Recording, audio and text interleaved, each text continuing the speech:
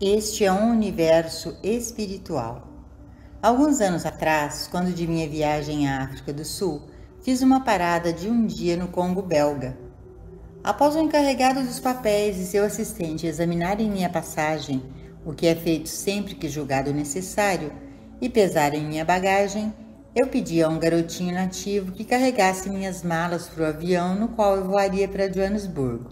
Aquele era um pequeno aeroporto, tanto que pude ver o garotinho quando se dirigia porta fora, para o campo, com uma grande mala em cada mão e uma pequena debaixo do braço. Poucos minutos depois ele voltou sem a bagagem e dirigi-me a ele interrogativamente, ok? Ao que ele respondeu, ok. Quando na manhã seguinte cheguei a Joanesburgo, havia apenas a pequena maleta esperando por mim, e as outras duas peças grandes da bagagem estavam extraviadas. Imediatamente o pessoal desse enorme e ativo aeroporto começou a procurar minha bagagem, mas não a encontraram nem no compartimento nem junto às coisas da tripulação. Além disso, mandaram vasculhar o avião, onde tampouco foi encontrada. O encarregado da linha aérea me disse que faria imediatamente contato com a estação do Congo belga e que logo teria uma resposta para mim, de modo que nada me restava fazer a não ser ir para o hotel. Os estudantes do Caminho Infinito de Joanesburgo haviam arranjado as coisas para que eu visitasse o Parque Nacional Kruger e assim, depois de comprarmos algumas roupas necessárias, iniciamos nossa caminhada de 3 dias por essa fabulosa reserva de vida selvagem, levando conosco a expectativa de que encontraríamos a bagagem na nossa volta. Ao retornarmos, porém, nenhuma bagagem havia sido encontrada. A única explicação que a linha aérea tinha a oferecer era que alguém deveria tê-la roubado, e que esse alguém deveria ser o garotinho nativo e seu comparsa, já que a última vez que as malas foram vistas foi quando foram carregadas para o campo de aviação. O absurdo daquela suposição era evidente, pois ninguém poderia ter levado aquelas duas grandes peças de bagagem para fora do campo sem ser notado. Apesar disso, todos os quartos da aldeia foram revistados e o lugar virado de pernas para o ar, já que as autoridades estavam convencidas de que havia ocorrido um roubo. A despeito de toda essa confusão, contudo, nenhuma mala foi encontrada. Durante 3 semanas fiquei na África do Sul sem bagagem, sem carteira, sem dinheiro e sem documentos. Mas não foi um grande incômodo, pois comi regularmente, as contas do hotel foram pagas e as roupas estavam compradas, embora o mínimo indispensável, porque estava eu convencido de que minhas malas apareceriam, o que, aliás, era uma convicção muito falsa. 2 noites antes de viajar para a Índia, sentei para fazer algumas sérias considerações sobre todo o affair da bagagem. Isso representa uma falha da minha parte, mas qual seria a falha? O que deu errado? Sentado no meu quarto, pensando e meditando, finalmente veio minha resposta. Este é um universo espiritual e, todavia, aí estou eu esperando pelas malas, quando a verdade é que não há qualquer bagagem. Tudo que a bagagem é não passa de parte de uma crença em tempo e espaço. Espaço ocupado pela bagagem, tempo em que ela pode ter se perdido e espaço no qual pode ter se perdido. Aqui estamos tentando achar as malas que, se forem encontradas, serão apenas uma evidência de que a cena humana foi manipulada. Não há verdade nesse quadro todo, pois vivemos num universo espiritual onde ninguém precisa de malas. O que quer que haja de realidade é incorpóreo, espiritual e onipresente, e se aparecer como uma bagagem finita no tempo e no espaço, será uma imagem no pensamento, e não pode ter uma realidade de per si. Assim, eu estive a perder tempo na esperança e na expectativa de que uma bagagem material se manifestasse num universo espiritual, onde toda a ideia é onipresente. Com isso, fui me deitar. Após tal descoberta, a história chegou rapidamente à sua conclusão. O assistente do chefe da linha aérea em Joanesburgo estava sentado à mesa às 8 horas da manhã seguinte quando, aparentemente vindo do nada, veio-lhe o pensamento. A bagagem não pode dissolver-se no ar. Ela só pode desaparecer entre aqui e acolá e deve estar em algum lugar. Mas onde? De repente veio-lhe outra ideia e ele foi até o hotel onde a tripulação se hospedara durante a parada da noite e onde estavam as 2 peças de bagagem no chão, onde haviam esperado por 3 semanas. Ninguém pensara em tal possibilidade. De fato, ninguém pensara em alguma forma de solução prática até que eu parasse de pensar na bagagem. Essa história ilustra um ponto muito importante na cura e no viver espirituais. Na metafísica, geralmente pensaríamos: bem, vai aparecer, ou não pode estar perdida. Em outras palavras, estaríamos negociando com algo chamado bagagem. A falácia desse método de encarar um problema torna-se visível imediatamente porque, em caso de doença e para sermos coerentes, deveríamos fazer um tratamento que lidasse especialmente do coração, do fígado, pulmões, estômago, intestino, cabeça ou pés, e estaríamos completamente fora do reino do ser espiritual. Muitos de nós não sabem o bastante para tratar as pessoas pelo nome, e nós não sabemos o bastante para tratar coração, fígado ou pulmões. Bastará ver quão facilmente podemos ser logrados no caso da bagagem. Tornamo-nos mais autoconfiantes, acreditamos estar caminhando na direção certa, e logo a seguir, o ilusionismo dos sentidos humanos faz-nos lembrar da bagagem ou da sua falta. Compreendamos agora. Eu não estava preocupado com a perda da bagagem. Meu erro era ter certeza de que ela ia aparecer, o que é exatamente o mesmo que estar seguro de que o coração de alguém ficará bom ou seu pé doentio ficará melhor. Ao passo que o princípio sobre o qual se fundamenta todo o nosso trabalho é que a verdadeira criação é aquela narrada no 1º capítulo do Gênesis, no qual Deus fez tudo o que fora feito, e tudo o que ele fez é bom. A criação espiritual é incorpórea, e prova disso é que havia luz antes que houvesse o sol no firmamento. Se vivemos e nos movemos e temos o nosso ser na criação espiritual, como está consignado no 1º capítulo do Gênesis, podemos ter tudo aquilo de que precisamos sem ter bagagem. O mundo sensorial, aquele que podemos ver, ouvir, cheirar, tocar e saborear, é criação irreal, descrita no 2º capítulo do Gênesis, uma imagem mental dentro da mente. Se nos lembramos de que não devemos tentar manipular o cenário humano ou manusear a imagem mental, que existe apenas como uma sombra dentro do nosso pensamento, testemunharemos a rápida dissolução dessas imagens mentais. Não confunda o que estou dizendo. Eu sei que quando viajamos a bagagem parece real e necessária. Também sei que a maior parte do tempo o nosso conceito de corpo parece real, porque uma coisa ou outra o traz para dentro da nossa consciência, e que por causa disso há a tentação de pensar que seja real. Nós não negamos o corpo, ele é real, mas aquilo que vemos como corpo não é o corpo, é uma imagem mental dentro do nosso pensamento, um conceito mental universal, individualizado dentro de nós. Não há tal coisa como um corpo material. O que há é apenas um conceito material do corpo. Não há um universo material. O que há é um conceito material de um universo espiritual. Enquanto aceitarmos o conceito material do universo, estaremos sob as leis da matéria, mas estaremos livres tão logo comecemos a compreender que vivemos, nos movemos e temos o nosso ser no 1º capítulo do Gênesis, onde o homem é feito à imagem e semelhança de Deus, do Espírito, onde a alma de Deus é a alma do homem, a vida de Deus é a vida do homem, a mente de Deus é a mente do homem e o corpo de Deus é o corpo do homem. Saiba, todavia, que o seu corpo é o templo do Espírito Santo, não o corpo como aparece no espelho, mas como realmente ele é. Logo depois de minha descoberta, não lidamos com a bagagem material, e sim com a onipresença, conscientizado de que seria necessário alguém para a demonstração. Alguém também desperto para a ideia da onipresença.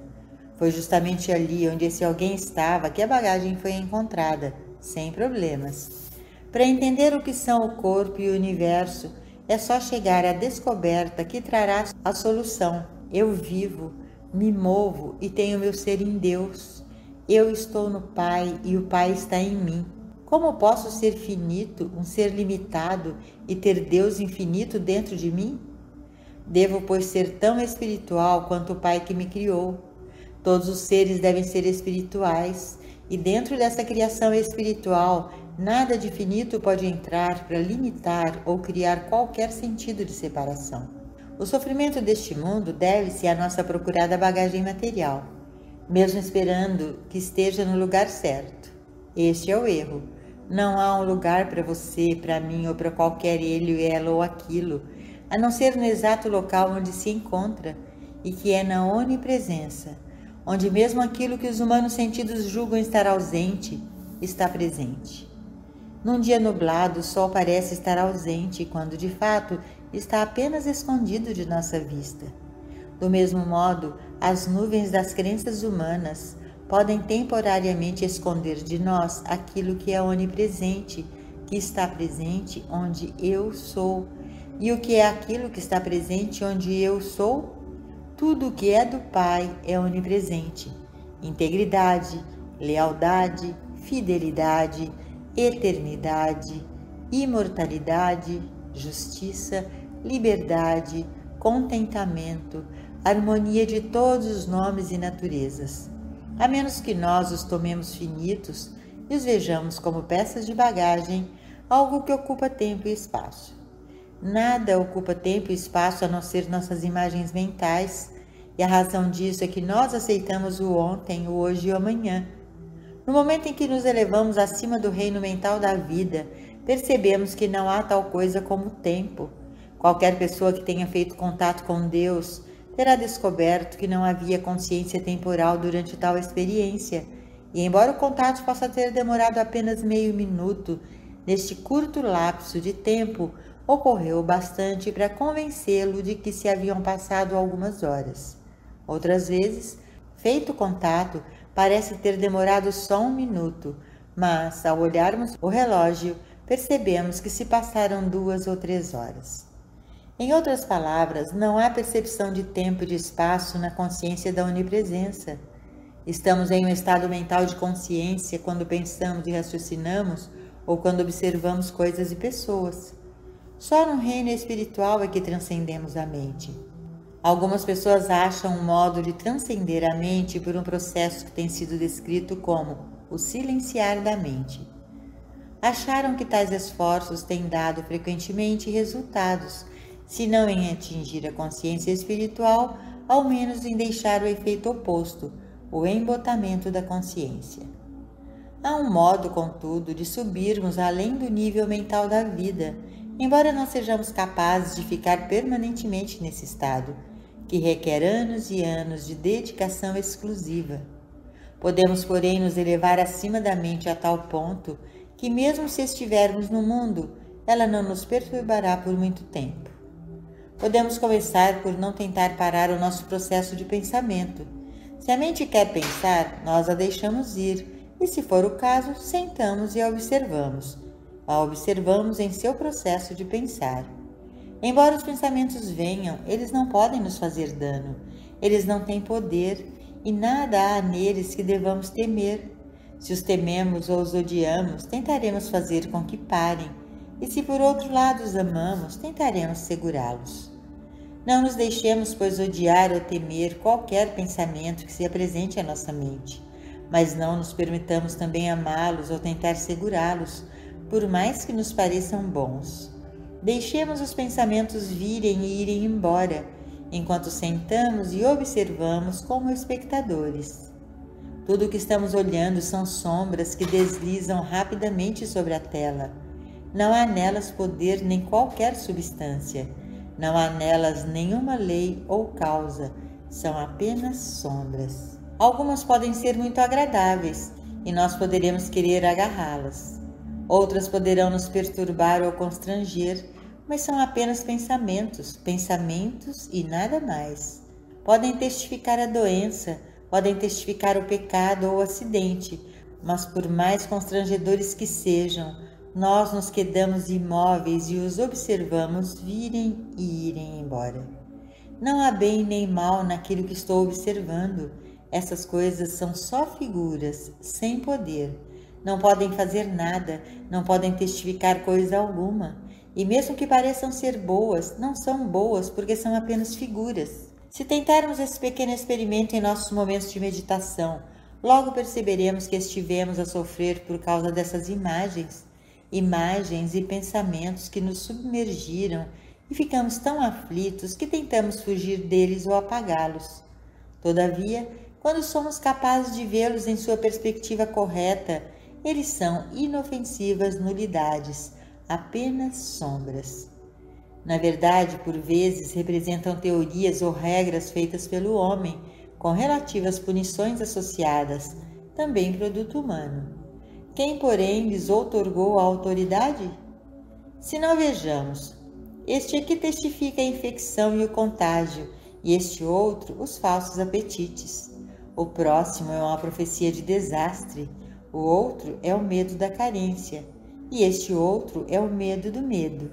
Mas a verdade é que aí só há nomes, terríveis nomes, é verdade, pela sua conotação trágica, mas são só nomes. Nomes que Adão deu para algo que não compreendia, apenas imagens no pensamento. Deixemos de nos amedrontar com nomes, mesmo que seja uma imagem na máquina de raios-x, porque deveríamos temê-la. Continua sendo só uma imagem, uma representação de imagem mental. Quando não mais a temos na mente, não é mais possível sua representação. Nós só podemos fazer figuras daquilo que temos na mente.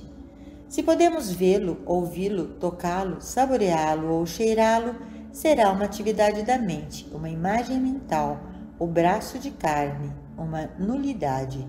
É uma falsa criação que Deus nunca fez. Sempre que estivermos a pensar nisso, estaremos ainda no reino mental, o reino do conhecimento da verdade. Contudo, se continuarmos o nosso exercício, observando honestamente a imagem, começaremos a perceber que se trata de algo sem substância ou causa. Indiferentemente do quão material pareça ser uma condição, não é nada mais material do que eu fora minha bagagem perdida, que não era material. Ela era uma imagem mental, cuja descoberta revelou a onipresença. As pessoas, às vezes, seguindo tais práticas, parecem vislumbrar imagens bonitas ou visões e cometem então o primeiro engano, tentar segurá-las. O segundo engano é querer trazê-las de volta em algum momento futuro. Isso é uma verdadeira insensatez. Nunca devemos fazer isso e nem mesmo segurar uma imagem bonita, pois é só uma imagem. Se é de Deus, o próprio Deus pode nos dar muito mais do que precisamos. E se for uma imagem desagradável, devemos aprender a não temê-la, uma vez que não tem existência como realidade eternizada, mas é apenas uma imagem mental. Chegaremos talvez ao ponto em que não haja mais o que dizer ou pensar, e assim teremos uma última palavra sobre isso. Independentemente do que pareça ou afirme ser, não há em você propriedades intrínsecas de bem e de mal. Todas as propriedades estão na consciência que fez este universo à sua imagem e semelhança, e nem o bem, nem o mal existem como forma ou efeito. Qualquer que seja seu nome ou natureza, se você existe no tempo e no espaço, você é uma imagem mental, uma nulidade. Eu não tenho de temer você, pois não tem existência no meu ser e nem no de ninguém, só tem existência na mente. E como existência mental, não tem forma e é vazio. Não há em você mais bem ou mais mal do que numa sombra que se move na tela da lanterna mágica. Você é só uma sombra sem substância. Quando atingimos a completa quietude e a paz, a mente já não funciona. Nós a transcendemos ao subirmos à atmosfera do espírito, dentro da qual estamos receptivos e sintonizados com qualquer coisa que Deus conceda. Tão logo nos tornemos desapegados, isto é, desprendidos do pensamento da fome, do medo, do amor por pessoas ou objetos, de modo que podem flutuar diante de nossos olhos, nos deixando completamente indiferentes, não mais estaremos no reino da mente. Somos atingidos, tocados e tocamos a nossa própria alma, que é Deus. Estamos na atmosfera na qual Quando Deus fala, nós podemos ouvi-lo. Quando Deus faz soar sua voz, o coração derrete e todos os problemas se dissolvem.